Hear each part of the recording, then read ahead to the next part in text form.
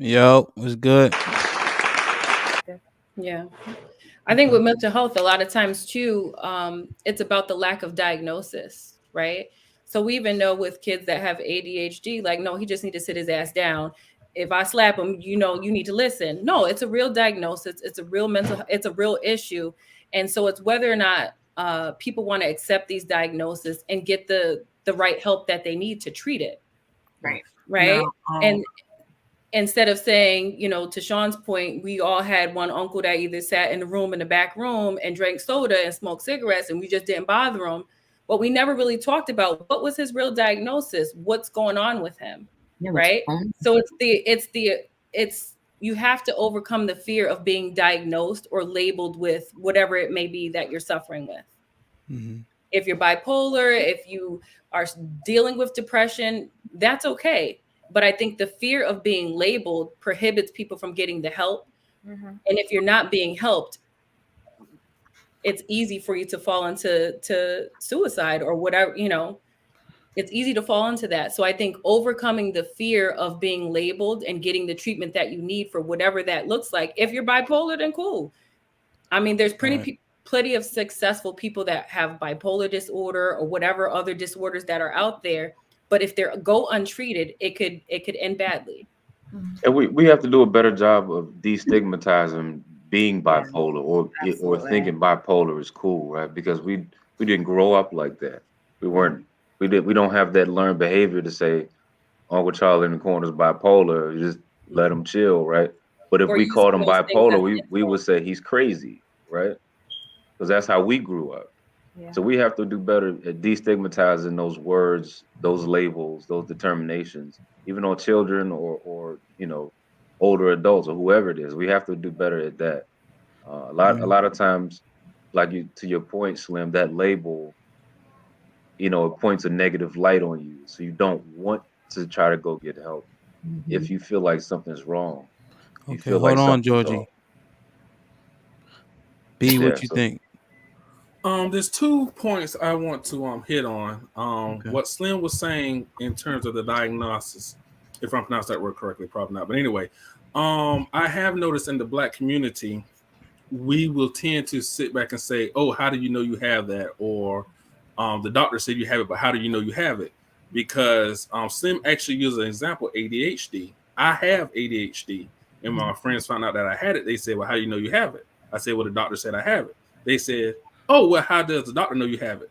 So in other words, you're telling me is this doctor went to school for years and he sat back and diagnosed me with ADHD for you to sit back and say he don't know what he's talking about. Okay, cool, whatever. Well, that's what you think, then that's just what you think. I ain't going to argue with you about it.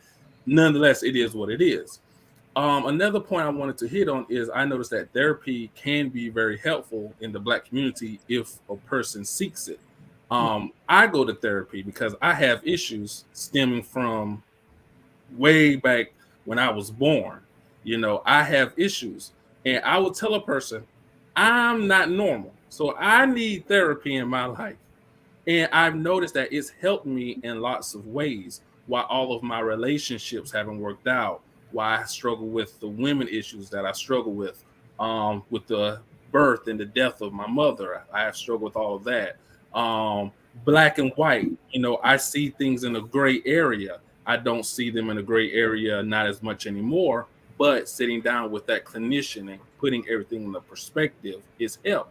And I noticed that maybe until the day I die, I'm gonna need therapy because if I don't have therapy, something and someone it just ain't gonna So I need that, and I've noticed it has helped me in lots of areas. And I've noticed as well, lots of Black people who go to therapy, they have they have a better life. And there's nothing wrong with that. I have issues, and I'm not afraid to tell anyone that. I have a short fuse, and I'm not afraid to tell anyone that. And therapy for me helps keep things in line. And another thing too, I've noticed a lot of in the Black community, people don't want to get therapy because of the cost of therapy.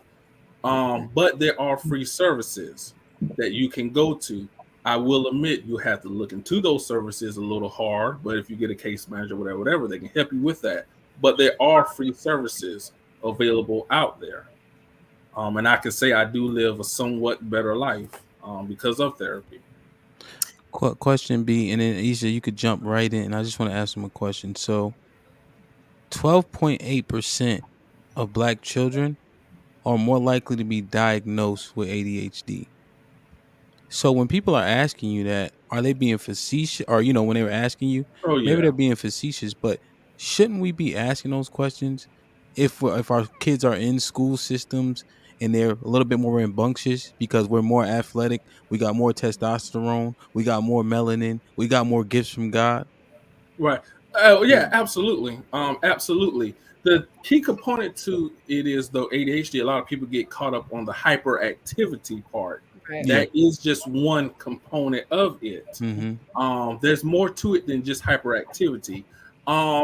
What I would say though is any child is hyper, so you just can't sit back and say, "Oh well, because he's hyper, he's jumping off the wall, he has Mhm. ADHD." I mean, I had a nephew who used to jump off the bed onto the floor, but he doesn't have ADHD. I mean, it's just what kids do. They're hyper. So there are other components to it, which is why going to that clinician and getting sat down and taking tests will help determine if by any chance you do have ADHD.